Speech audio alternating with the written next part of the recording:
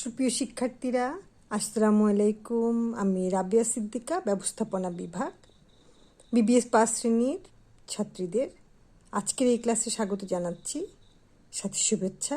আশা করি তোমরা ভালো আছো। আমরা আজ পড়ব সাংগঠনিক আচরণের প্রাথমিক মডেল সমূহ নিয়ে।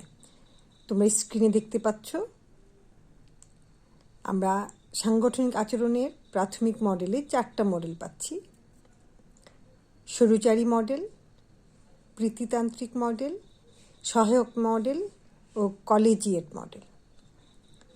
একটা নির্দিষ্ট দল বা উদ্যোগের জন্যে সাংগঠনিক আচরণের একটা সঠিক মডেল নির্বাচন করা প্রয়োজন এবং এটা মৌলিক কাজ, কারণ প্রতিটি মডেলে রয়েছে আলাদা আলাদাভাবে একটা প্রভাবিত করার মতো ক্ষমতা, যা কর্মীদেরকে উৎসাহিত করে।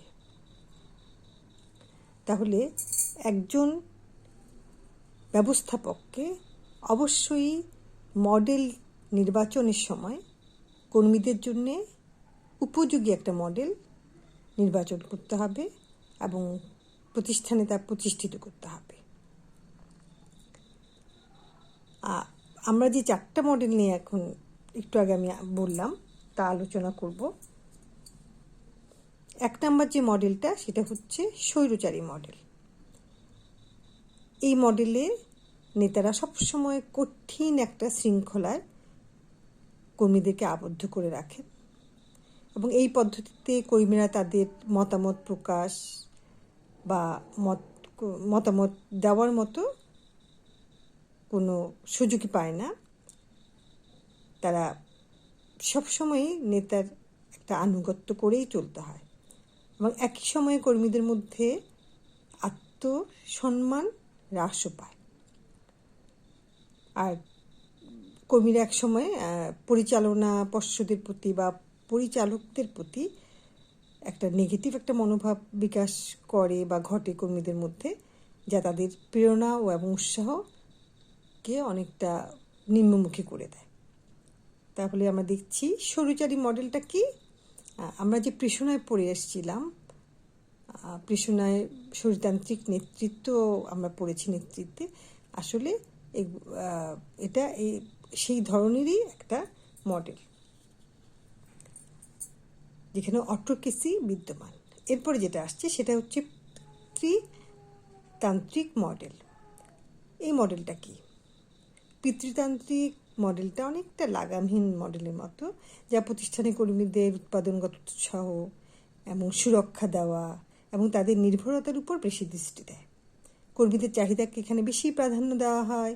তাই সাংগঠনিক আচরণের এই পদ্ধতিতে কর্মীদের আচরণের বিকাশ হতে বা উচ্চ দক্ষতা অর্জন হতে বা উচ্চ কাজের ফলাফল অর্জনে খুব একটা অনুপ্রেরণা থাকে না, যা আমরা বলতে পারি যে স্বৈরতান্ত্রিক মডেলের অনেকটা উল্টো। এরপর যেটা আসছে সেটা হচ্ছে সহায়ক মডেল। এই সহায়ক মডেলটা সবচেয়ে বেশি কার্যকর। কেন এখন বলছি? এটি আসলে অংশীদারিত্ব নীতির উপর ভিত্তি করে প্রতিষ্ঠিত, যা উৎপাদন প্রক্রিয়ায় কর্মীদের সক্রিয় অংশগ্রহণ এবং সাংগঠনিক আচরণের জন্য এটা একটা আদর্শ মডেল। প্রতিষ্ঠানে যদি কর্মদক্ষতা প্রত্যাশা পূরণ না হয়, তখন দেখা যায় প্রতিষ্ঠানের কর্মচারী এবং ম্যানেজারের মধ্যে একটা মতামত দেওয়া নেওয়া হয়, কেন উৎপাদনশীলতার বিষয়টি অর্জন হলো না। এটা একটা যৌথ ভাবে তারা নির্ধারণ করে এবং তারা যৌথ একটা প্রচেষ্টা করে তা অর্জনের জন্য। এই জন্যে এই ধরনের অর্জনগুলো প্রতিষ্ঠানে সবসময় একটা পজিটিভ দিক থাকে, যা প্রতিষ্ঠানে যারা নিয়োজিত বিশেষজ্ঞ থাকেন প্রতিষ্ঠানের দেখভাল করার জন্য, তাদের জন্য এটা কিন্তু অনেক বেশি সহায়তা করে। এছাড়া কর্মীদের মূল্যবোধ বৃদ্ধি করে, কর্মীদের মধ্যে উচ্চ প্রেরণা যোগায় এবং প্রতিষ্ঠানের প্রতি একটা আনুগত্য সৃষ্টি করে। এরপর যে মডেলটা, সেটা হচ্ছে কলেজিয়েট মডেল। এটা 3 নং যে মডেলটা আমরা আলোচনা করলাম এইমাত্র, সহায়ক মডেল, তার বিকাশ করতে সহায়তা করে কাদের? কর্মীদেরকে। এবং অংশীদারিত্বে কর্মীদের যে প্রয়োজনীয়তা, সেই বোধটা তাদের মধ্যে জাগায় আর এই প্রয়োজনীয়তা বোধ জাগানোর মাধ্যমে এটি সমাধান করার জন্যে তারা সবসময় কী করে, একটা উৎসাহ পায় এবং উচ্চ দক্ষতা তৈরি করে তাদের মনে। তাহলে আমরা 4টা মডেল নিয়ে আলোচনা করলাম। 4টা মডেলই আমাদেরকে সাংগঠনিক আচরণ মডেল, যা একটা প্রতিষ্ঠানে কোন ধরনের মডেল প্রয়োজন এবং প্রতিষ্ঠানের প্রথম এবং মৌলিক গুরুত্বপূর্ণ কাজ হচ্ছে মডেলটা নির্ধারণ করা, কোন মডেলে একজন নেতা তার কর্মীদেরকে পরিচালিত করবেন। এরপরে আরেকটু কথা রয়ে যায়, যেটা হচ্ছে সাংগঠনিক আচরণ পরিচালনার ক্ষেত্রে নেতৃত্বের একটা প্রভাব আছে। এখন এই মডেলের সাথে নেতৃত্বের প্রভাবের খুব নিবিড় একটা সম্পর্ক আছে। সেটা কি? সাংগঠনিক আচরণ পরিচালনা। এখন আমরা পরিচালনা করছি কিসের মাধ্যমে? এই 4টা মডেলে যে কোনো একটার মাধ্যমে। তাহলে এইটাকে আমরা যদি পুরোপুরি অর্জন করতে চাই কর্মীদের আচরণ মডেলগুলির মাধ্যমে, তাহলে কিন্তু নেতৃত্বের পরিচালনার দিকেও আমাদের একটু খেয়াল করতে হবে। দুটার যৌথ সম্পর্কের মাধ্যমে আমরা প্রতিষ্ঠানে কর্মীদের আচরণকে কী করতে পারবো? উন্নয়ন করতে পারবো এবং সম্পূর্ণভাবে আমাদের লক্ষ্যের দিকে ধাবিত করে তাদের কাজে লাগাতে পারবো। তাহলে সাংগঠনিক আচরণ সফলভাবে পরিচালনার জন্য কি লাগে?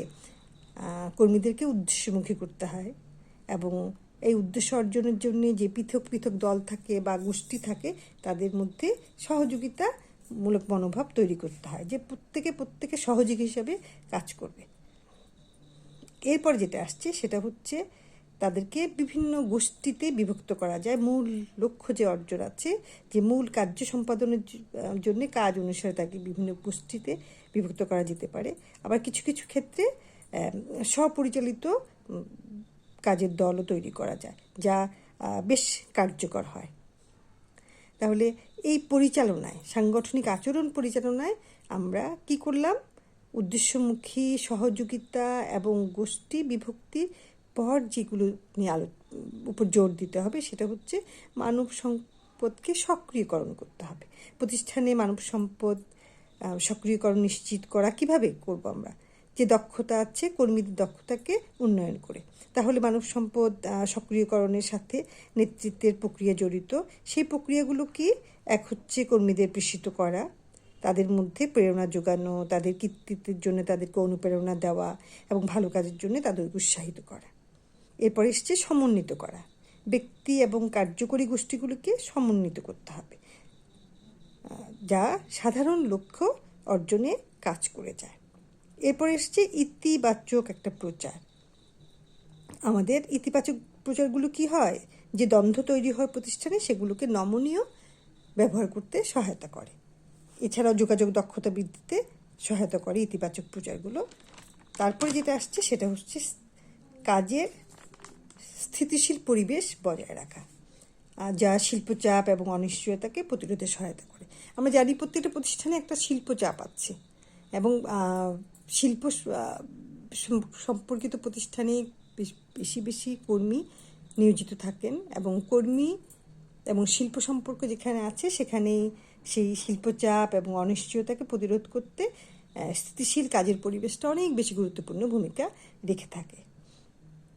তাহলে আমরা যে মডেল এবং যে আচরণ পরিচালনার ব্যাপারগুলো নিয়ে আমরা আলোচনা করলাম, এর যৌথ সম্পর্কের মাধ্যমে আমরা কী পাবো? একটা সাংগঠনিক আচরণ পরিচালনার ক্ষেত্রে কর্মীদের স্বতন্ত্র এবং গোষ্ঠীগত যে পারফরমেন্সের কথা আমি আগেই আলোচনা করেছিলাম শুরুতে, সেই পারফরমেন্সের যে সূচকগুলো সেগুলোকে আমাদের ট্র্যাক করা প্রয়োজন এবং তার মূল্যায়ন করা প্রয়োজন। একজন ব্যবস্থাপক কর্মীদের কার্যকারিতা নির্ধারণ করতে পারবেন এবং তারা কতটুকু লক্ষ্যের দিকে আছে সেটা তারা বুঝতে পারবেন যখনই পারফরমেন্স সূচকগুলোকে আমরা ট্র্যাক করতে পারবো এবং মূল্যায়ন করতে পারবো। যদি লক্ষ্যের দিকে পৌঁছে যায় তখন তা বজায় রাখার জন্যে একজন নেতা কাজ করে যাবেন এবং সর্বশেষ কর্মদক্ষতা উন্নত করা যাবে। আশা করি তোমরা প্রশ্নটা বুঝেছ প্রিয় ছাত্রীরা। আমি এখানে কি আলোচনা করলাম? মডেলগুলো নিয়ে আলোচনা করলাম এবং সেই সাথে সাংগঠনিক আচরণ পরিচালনাও আলোচনা করলাম। শুধু মডেলকে আমরা প্রতিষ্ঠিত করলেই চলবে না, মডেলকে কার্যকর করতে হলে পরবর্তী সময় আমি যে বিষয়গুলো আলোচনা করেছি সেটারও একটা নিবিড় সম্পর্ক প্রয়োজন। তাহলে ছাত্রীরা, আজকে আমি এখানেই রাখছি। আল্লাহ হাফেজ। সুস্থ থাকো, ভালো থাকো।